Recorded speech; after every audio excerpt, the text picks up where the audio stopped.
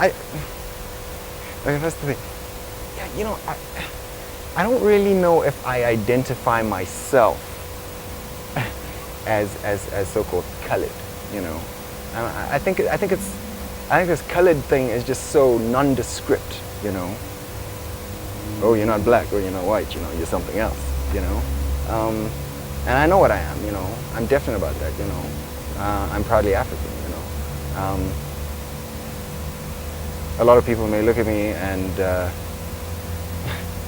you know, I may look really westernized or whatever, but, yeah, but I don't think that takes away from, yeah, it's my identity, it's who I am, yeah. I don't know, honestly. Total acceptance and unity.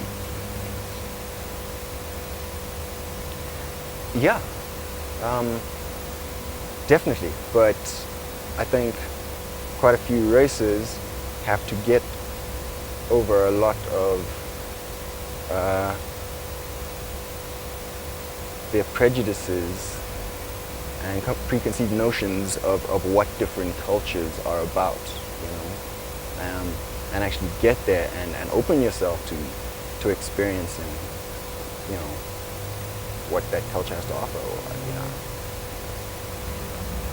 Walks into the room. Hey, somebody walked into the room. You know?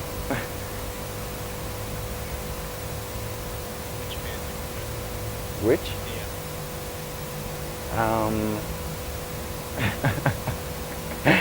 I actually drink, well, really pretty much whatever's there, but I'll drink Amstel, Hansa, on occasion Black Label.